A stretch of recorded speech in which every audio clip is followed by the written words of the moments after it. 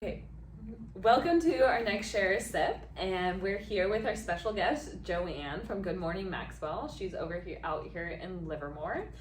We'll be sipping on the Mia Nipote Barbera, and sorry if I did not pronounce that well. It is 2018, and it's Stephen Kent's line or sister line or whatever. So you could find that wine on the website and Instagram. So I will link that later. All right, so let's get to know Joanne and how your career and how you got here to Good Morning Maxwell. Wait, first of all, thank you for having me here. Of course, cheers. This is an amazing wine. Yes, I know, it's really good. I like it's the very sparkling. good. I like it very much. Okay, now I can answer your question. You gotta sip first. Right, exactly. So liquid strength, liquid courage. So I have been in the hospitality industry for about 15 years now. Okay. A decade of that was really spent working for hotels. Okay. Primarily events, PR, and catering. Okay. So I'd like to say that by trade, I'm a planner. Okay. Anywhere between 50 people events to 3,000 corporate and social. That has been basically my day job. Okay. But Good Morning Maxwell is really serves as a passion project for me. Okay. I opened in March of last year. Oh wow! This is my favorite thing is you find a lot of businesses started March because there would be funny stories starting March and then they shut down. Yeah. Right, exactly. So we literally had our first event on February 27th. Okay. And then 2 weeks and a few days later, March 16th happened, the shutdown occurred, and we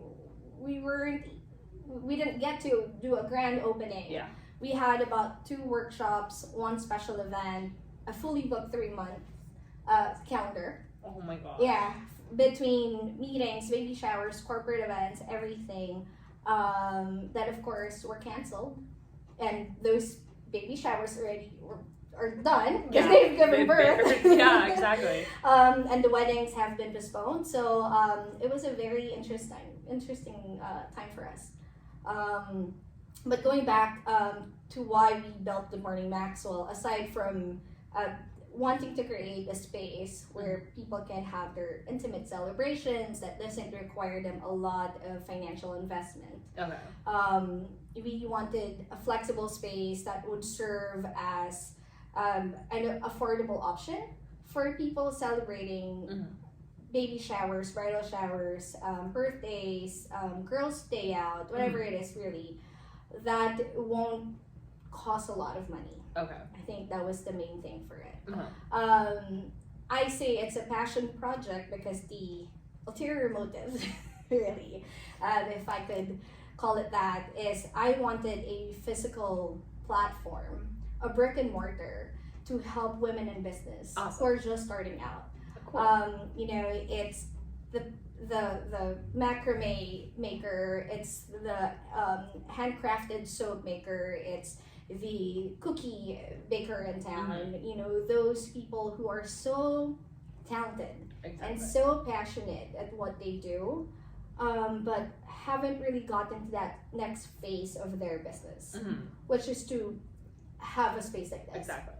And I think Livermore has so many of those people. If you watch my Share Sips, there have been so many women in Livermore that I have interviewed that are Mushroom Mama, then the butter and Lisa. Yeah, and they're fabulous people, and they are so talented. Right. So it's awesome that you offer this. No, absolutely.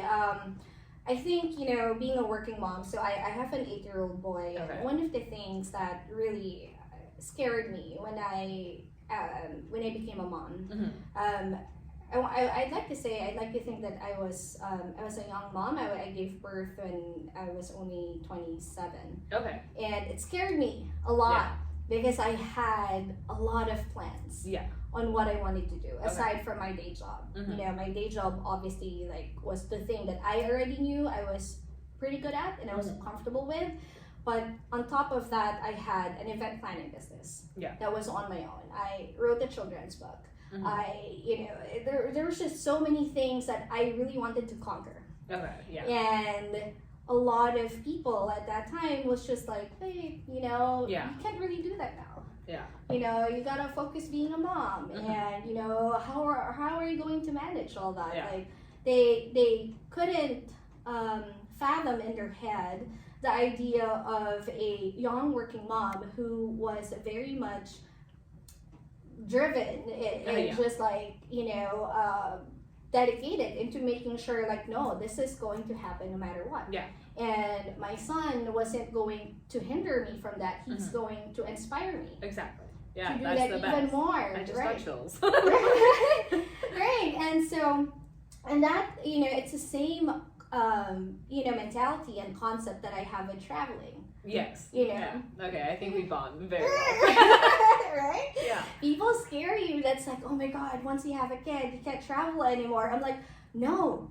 Yeah, your kid is actually free until 2 years old. So get on it.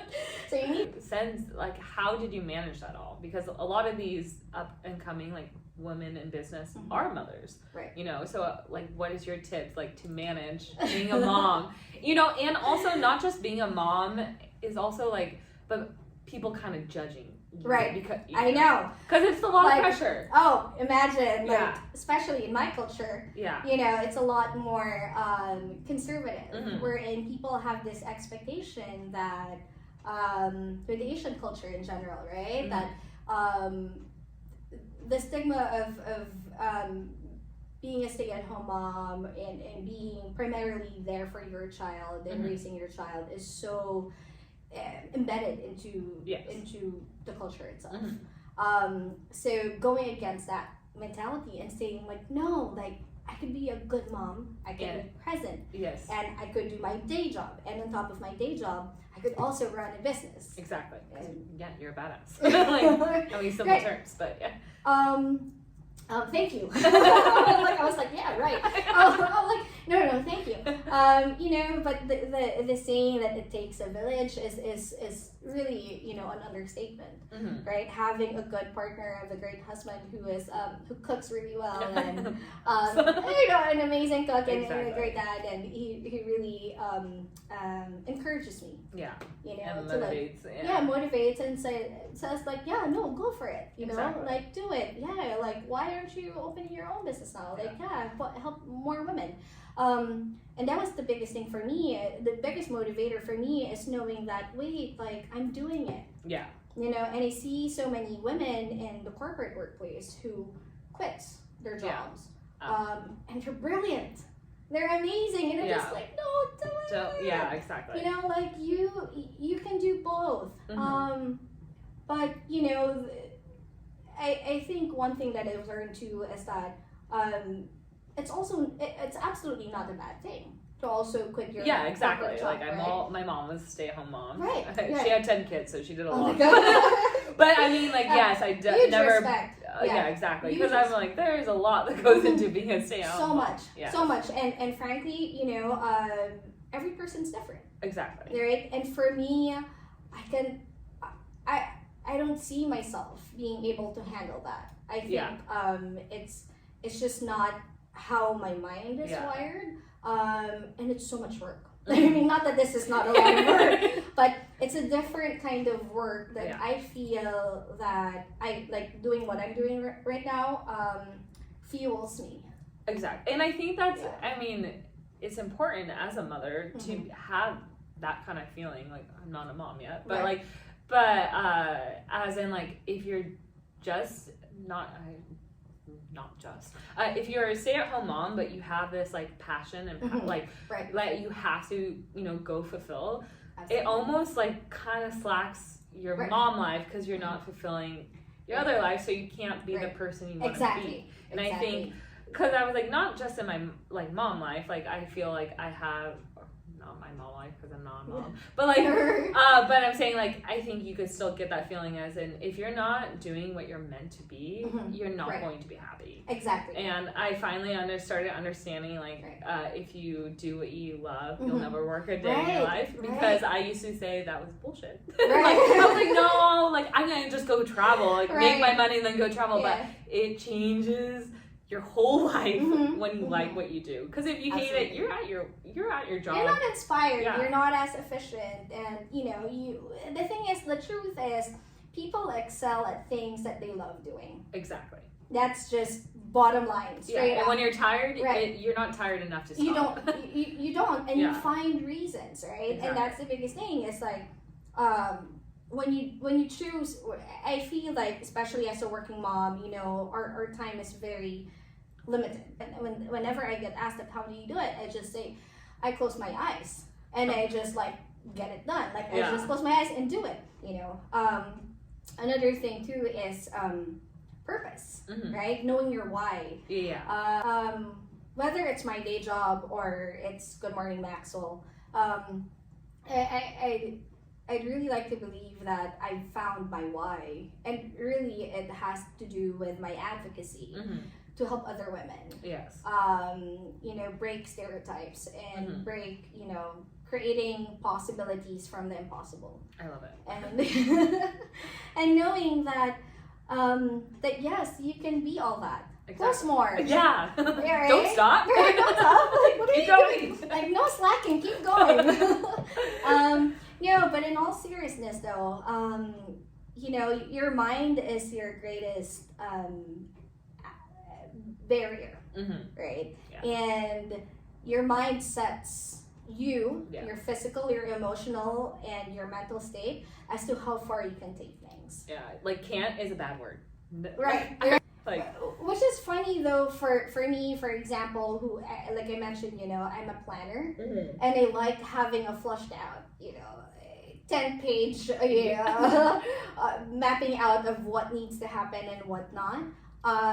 But I do that for the job, but for my personal, or basically like how I do things, it's not necessarily that. Okay. I feel that, like you said, just do it, right? Is so crucial for you to get things started. Exactly. I had a mentor in my first hotel, and he was the one who actually really mentored me and gave me opportunities to progress in my career.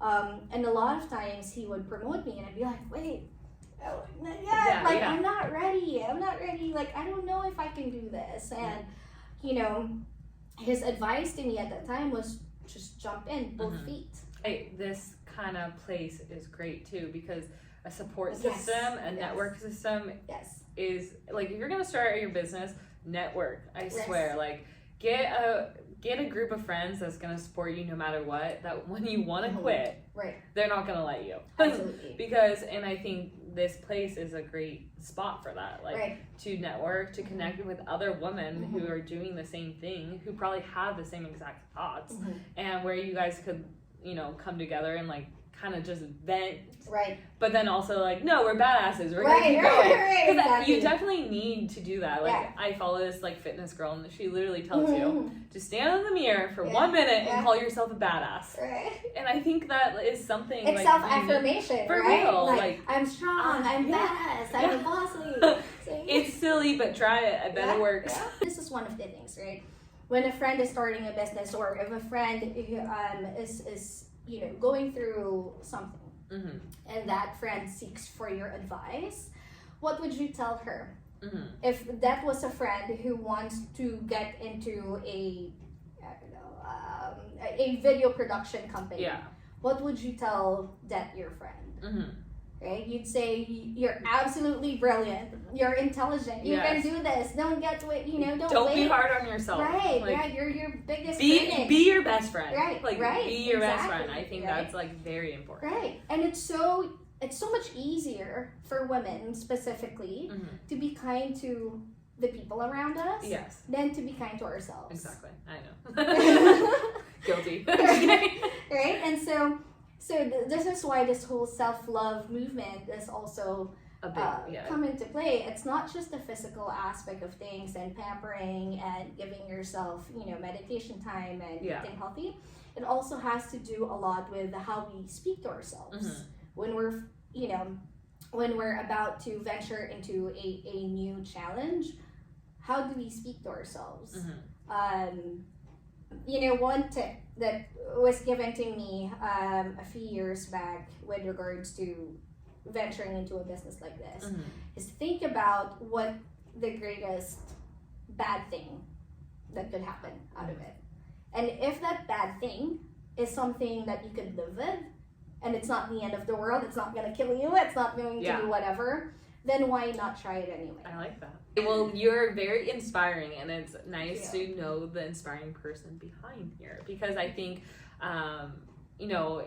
that says a lot for the business, especially for what you're trying to do. And then again, if you're a small business and you want to contact Joanne. Yeah. But let's talk about what is offered here.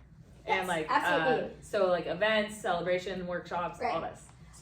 So it's an hourly rental place. Okay. So any type of events, meetings, we charge a very affordable. It's $89 per hour. Okay, that's super cheap. Yeah, 2 hour minimum.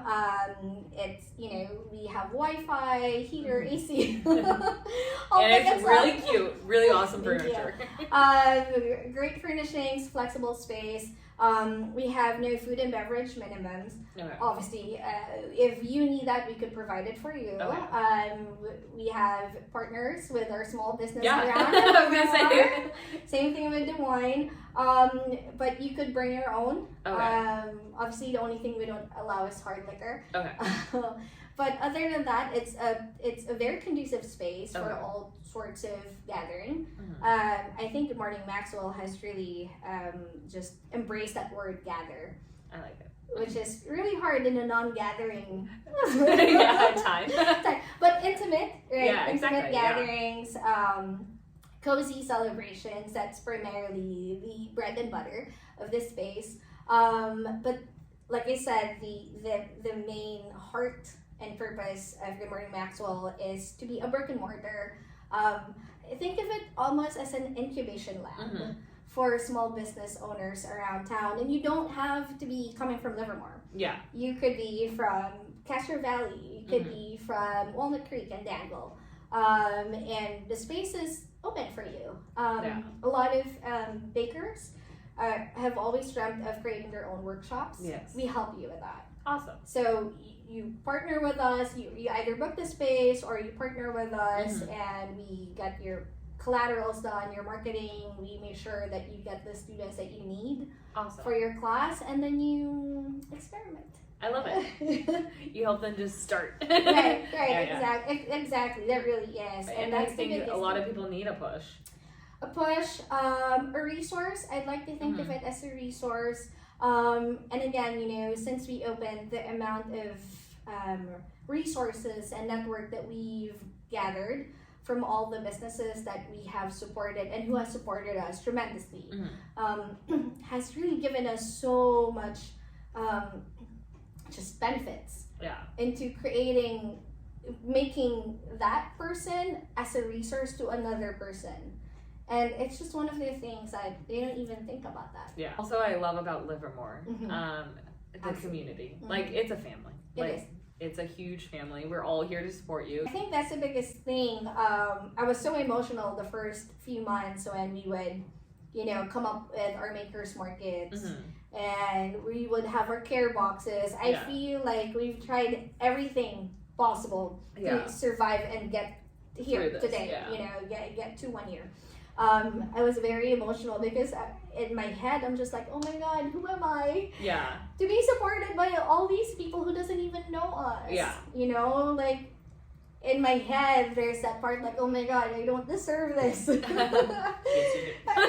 but there's that, that kind of surprise, that pleasant surprise that people would approach me and say, we want to see you power through. We want to see you a year from now. And so we're here. Whatever events you throw out, we're going to be there. That's awesome. Future plans, or are you going to like wait another, like, you know, because now we're a red tier or whatever. Right. So we could have people inside. So like, do you have bigger plans? Like, do you want to, like, what are your ideas? If you want to speak about that. I have plenty of ideas. I think we'd last all day here, and your bottle's not enough. All right, quickly. I think, yes, we have bigger plans, both online and offline. Okay. With regards to Good Morning Maxwell, I can't really like share much of it. So you have to follow along. Yes, because... follow at Good Morning Maxwell. Yes. But you know, I will say this because it's something that I've already shared with everyone. The idea for Good Morning Maxwell is to get our footing here in Livermore, and then to open in other cities. I like it. But this is going to be home. This is where it's rooted, and the amount of women that we have been blessed with to get connected. It doesn't just live in Livermore. There's so many across the East Bay and the Tri-Valley. Yes. And you know, it's almost like creating a chapter in different cities so that we could expand our reach. With the amount of small businesses that sprouted throughout the pandemic, the other thing is competition, right? Women in competition. And I think, you know, it's an undiscussed thing wherein, oh, you know, do I want to help this other person when she's might do better like technically my competition or whatnot. I've never seen things in that lens. Me either. And for me, it's always been a mutual respect, right, for what you do and what I do, with a lot of sharing best practices. Yeah. So I think also a good, or I don't even know if it's a tip, be confident in yourself. Be confident in your work, and you're not going to have to worry about... Like, always, you might have some secret ingredient. Don't give that away. Yes. But I'm saying, like, business-wise, like, just be confident in what you do, and then you won't mind sharing it with someone else. Because if you're so confident in your work, you're going to succeed. But why not help someone succeed? Exactly. I think there, you know, we do have to acknowledge, and this is not just women in general. This is like business, right? Just, you know, in any market or any business, is that it's human nature. Yeah, no, exactly. Right? It's human nature. You obviously don't want people doing, you know, what you're doing, because then it makes the consumption or the audience, it makes it more complex for you.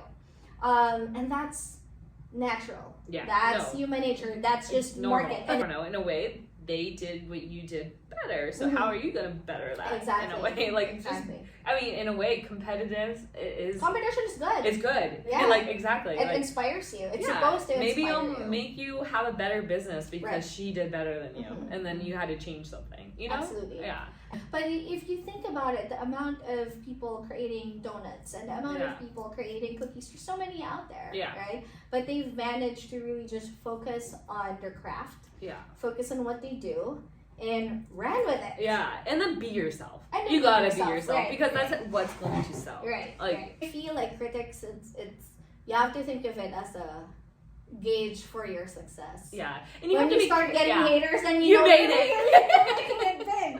But like, I think the important thing is with haters is take their comments somewhat lightly, but also if it's good criticism, like use it. Like you know, let their advice, their hate, like make you better. With criticisms and feedback, whether it's unsolicited or solicited, right? You always have to think of it as, well, first of all, listening is a big thing in business, right? You really have to listen what people are saying, and you have to assess for yourself whether there's truth in it or not. But don't just disregard it. I think people's, you know, at the other end of the spectrum, people can get extremely confident and just be like, oh, you know, that person's just jealous, or they just have nothing to do with their time.